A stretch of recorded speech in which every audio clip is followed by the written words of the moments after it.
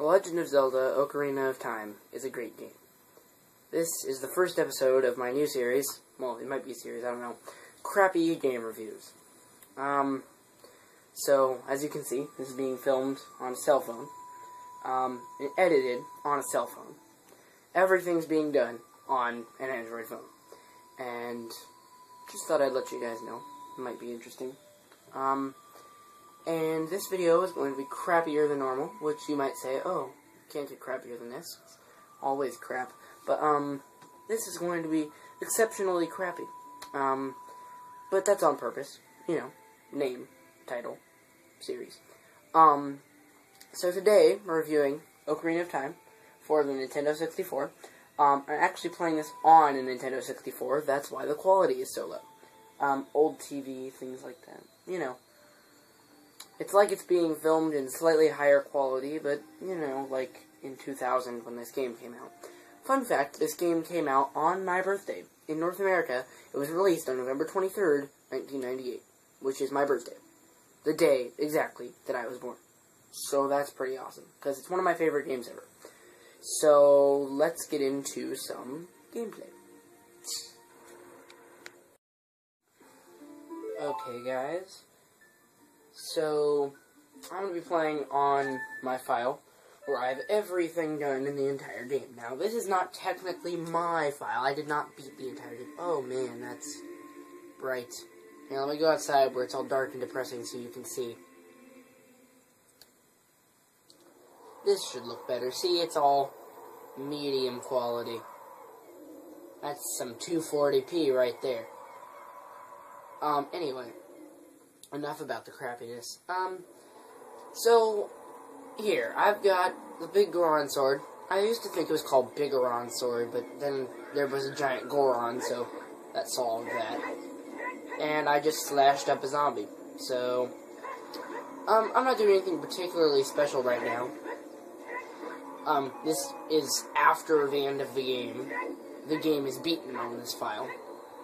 My dad beat the entire game and got all the hearts, almost all the hearts anyway, and did everything, so I can just go up to Ganon's castle.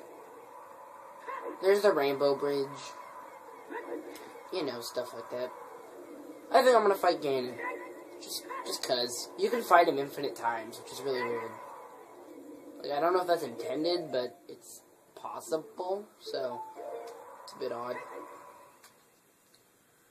I mean, you'd think that after the credits it would save and then you wouldn't be able to fight him anymore, but no. Or maybe my dad just never saved. Maybe my dad never beat Ganon. Maybe this game is still incomplete. Or maybe lasers. Oh, balls. Okay. So this little segment of gameplay here is, just to show you guys some of the reasons why I love this game. One, bomb. Come on.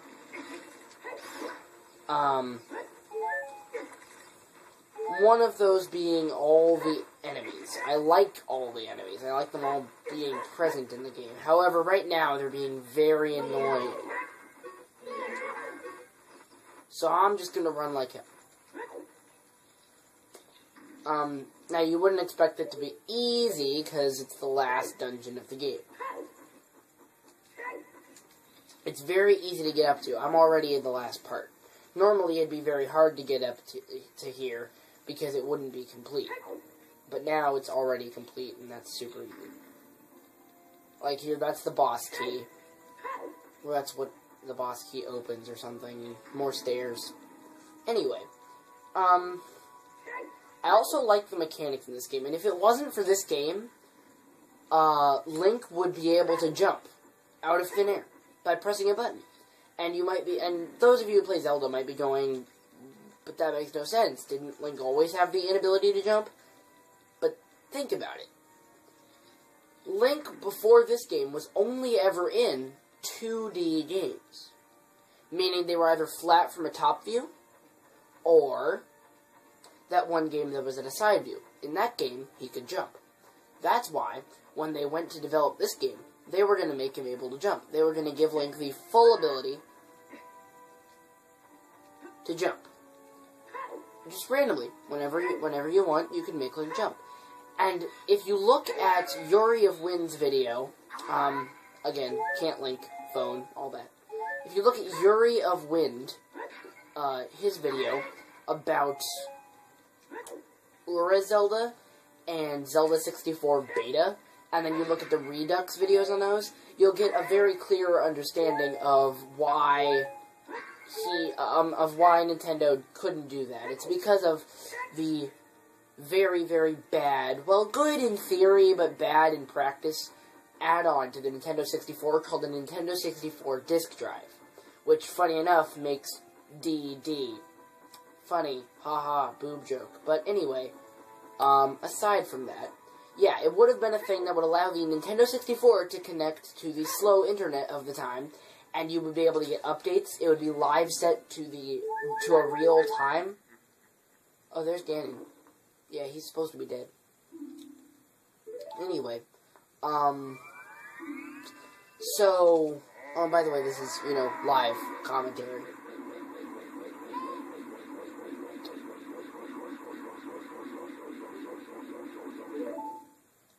Anyway, so the 64 disk drive would have made it to where you could connect to the internet.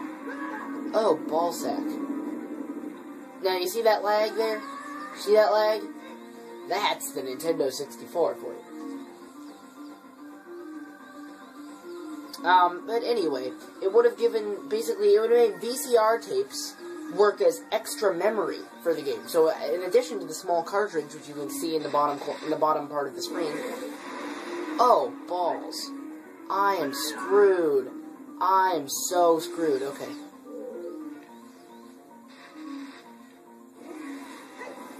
Okay, here. This is important. I'll continue after this. If I miss, I'll just pause. Eventually, it's gonna hurt him. There we go. And now I'm supposed to hit him with arrows, but I don't have my arrows. Oh, wait. I'm supposed to use light, aren't I?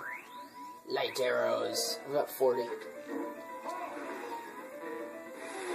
That did a lot of damage.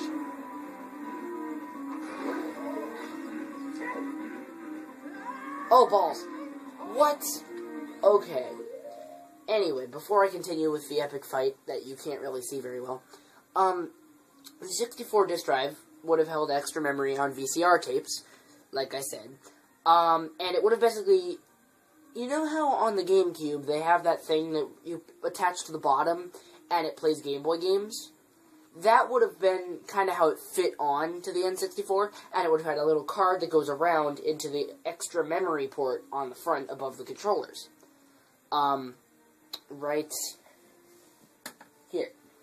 So, basically, if they had had that, they would have made Ura Zelda an expansion to the game, and it would have been only available as a tape and external memory add-on, and you'd buy it for the same price as a normal game, like Ocarina of Time, but it would have been called Zelda 64, and it would have had all the features of Ura Zelda.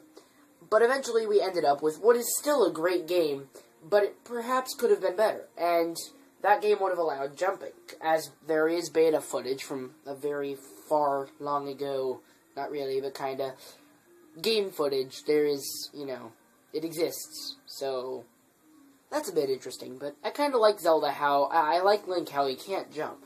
It just seems weird that people can't jump in the game, but it feels like it's weird that it exists, but it'd be weirder if they changed it. I'm gonna go ahead and equip my hover boots and continue with the battle. So there's your little thing on Zelda history. Might as well give some backstory to the game. And this video won't be very much longer. I think once I proceed to continue failing,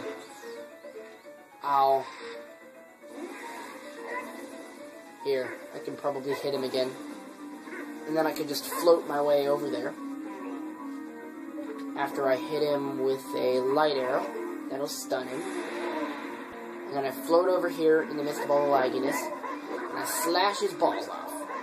Now, seeing as this is the same amount of stuff you would have had getting to this point of the game, it's actually quite the easy boss battle. I've only ever done this once before.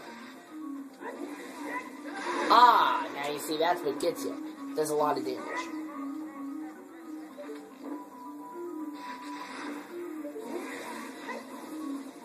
But there. So yeah, it's all about timing.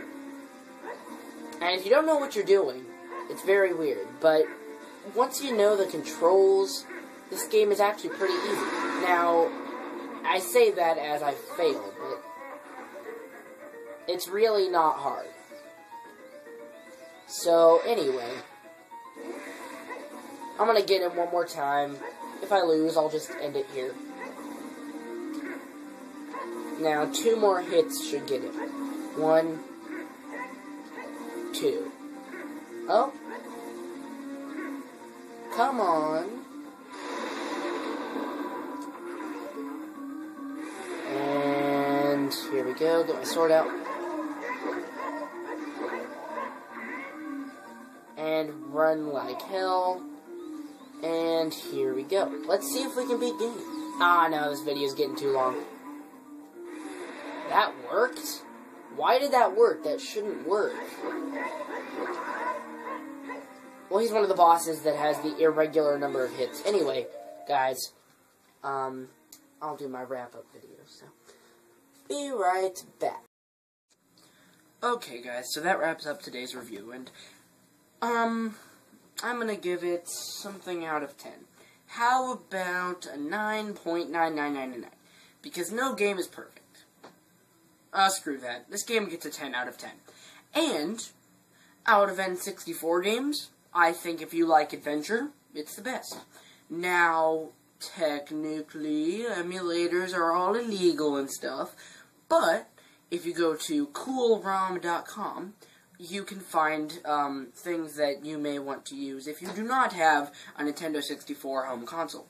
I do, and if I didn't, I'd probably play the game on there. That's not to cheat people out of money, but seeing as Nintendo no longer makes a profit off of the Nintendo 64 console or the Legend of Zelda Ocarina of Time for the Nintendo 64. They do on the 3DS, but then the only thing you're doing is not getting the game for a decent price. So unless you're just made of money, or you want to get a very authentic, vintage-ish birthday present, then I would suggest that you go there and get yourself a ROM, an emulator. If you have a computer, it's fairly easy. iPad, maybe. Not sure. So yeah, guys, that's about it for today. And if you like this series, you're weird. But I do. So, I'll make more of these probably right now. Probably make one about something else. But if you guys want to see more videos, I'm only going to keep making this series if I see comments. So, or lots of likes, or random amounts of views. So, if you guys want to, not all of those, but some of them. So, if you guys want to see more, just go ahead, comment, say what game you want to see, and as long as I own it, then that's good. A couple games I have for the Nintendo 64 are Mario 64, Conker's Bad Fur Day, GoldenEye. I have lots of GameCube games, so just suggest something and I'll see if I can fit it in, if I own it. So that's all for today, guys. See you next time on crappy reviews, or whatever I called it. And bye. So close it out. Button press.